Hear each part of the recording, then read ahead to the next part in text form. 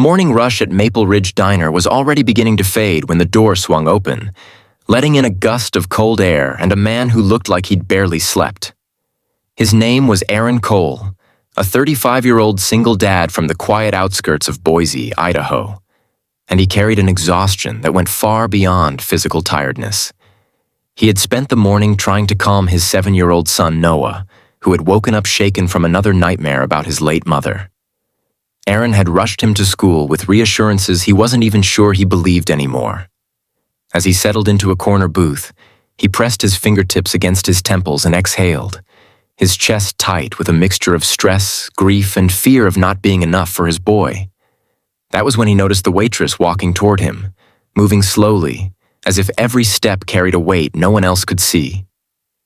Viewers, before we continue, if you believe kindness, compassion, and second chances still exist in this world, please like, comment, share, and subscribe.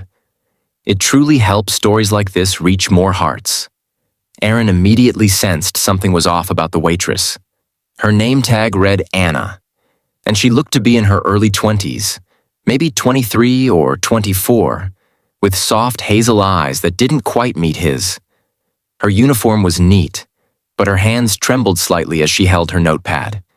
Her dark brown hair was pulled back in a loose braid that had begun to fall apart, framing a face that looked more tired than anyone her age should look. Aaron watched her for a few seconds, noticing how she kept glancing back over her shoulder as though expecting someone to appear.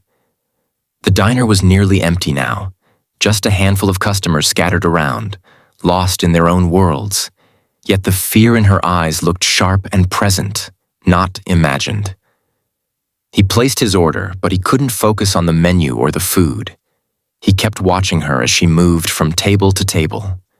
She flinched at sudden noises, stiffened when the manager called her name from the back, and kept pressing her fingertips into her apron as though grounding herself from trembling.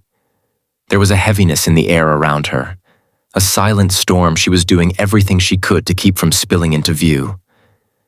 Aaron couldn't help but be reminded of how his late wife, Hannah, used to look during her final months battling postpartum depression, lost, fragile, and silently crying for help even when she said she was fine. When Anna returned with his coffee, Aaron finally worked up the courage to gently ask the question that had been sitting on his chest. He didn't intend to pry, but something deep inside him knew that sometimes a single moment of kindness can break the lock on someone's silence.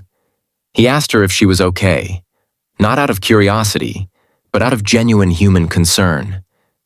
He expected her to brush it off politely, the way people often do when they're falling apart but don't want to burden anyone. Instead, she froze. Her breath hitched, and then her quiet answer came out so soft he almost missed it. She told him she wasn't okay at all. Her words seemed to hang in the air, fragile and trembling, like glass on the brink of shattering. Aaron's chest tightened as she looked down, her shoulders collapsing inward from holding up too long. She didn't go into details, didn't spill her life story, didn't explain what was happening, but the pain in her voice was unmistakable. And hearing it shook Aaron more deeply than he expected.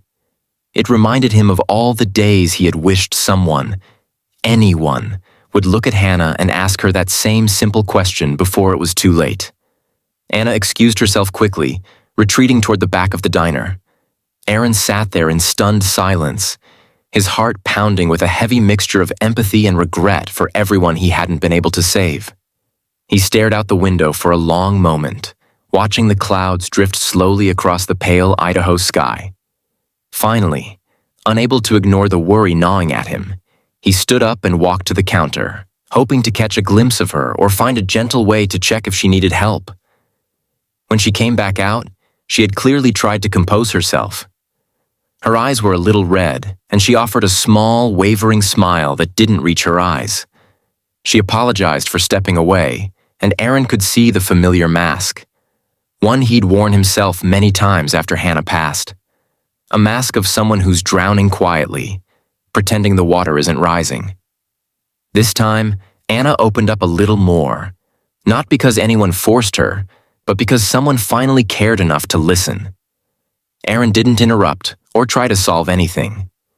He simply let her speak. She shared, slowly and hesitantly, that she had recently left an unsafe home situation and was struggling to rebuild her life with almost no support. She didn't go into painful detail, but the exhaustion on her face told the rest of the story. She had taken the waitressing job just 2 weeks earlier, working long shifts to save enough money to find a new apartment and regain a sense of stability. She was alone in a new city, trying to start over with a past that still followed her in the form of fear, anxiety, and the constant pressure of survival. Aaron felt a deep ache in his chest. He understood the weight of struggling silently. He understood the fragile balance between wanting to be strong and wanting someone to tell you that you didn't have to be. He remembered begging God during sleepless nights to make him strong enough to raise Noah alone. And now, looking at Anna, he realized he couldn't just walk out of this diner and pretend he hadn't seen her pain. He made a quiet decision. Not pity, not charity, just kindness, human to human. He paid not only for his meal, but left a tip large enough to cover a week of groceries. He didn't make a show of it. He didn't ask her to repay it. When she saw the receipt, her eyes filled instantly with tears she tried and failed to blink away. Her hand flew to her mouth, overwhelmed, not by the amount, but by the realization that someone out there believed she deserved kindness. She whispered a heartfelt thank you, her voice breaking, and Aaron's eyes warmed with understanding. What he had given financially was small. What it meant emotionally was immeasurable. Before leaving, Aaron gently told her that she wasn't alone in the world, even if it felt like it. He reminded her that starting over was something brave people do, not broken people. He told her that she had already proven her strength by walking away from what hurt her, even if she didn't feel strong right now.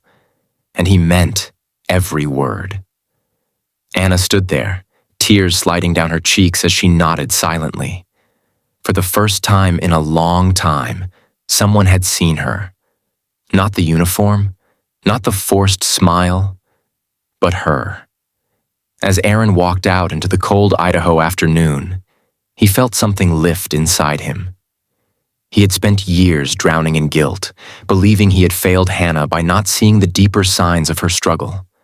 But today, he chose differently. Today, he looked.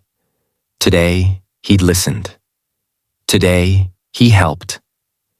And maybe, he thought, healing sometimes begins not with being rescued, but with being reminded that people still care. A week later, Aaron and Noah returned to the diner. When Anna saw them walk in, her smile was noticeably different, real, warm, and brighter than before. She looked healthier, more rested, like someone slowly reclaiming her life. She told Aaron she had used the tip to cover groceries and transportation for job interviews. She had also joined a local support group for young women rebuilding from hardship.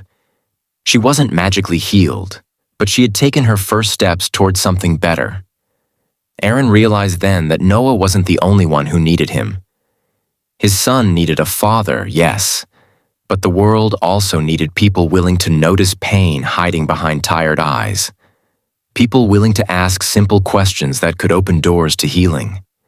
He had always believed Hannah's story ended in tragedy, but now he wondered if maybe her memory was guiding him to help someone else find their way back to the light.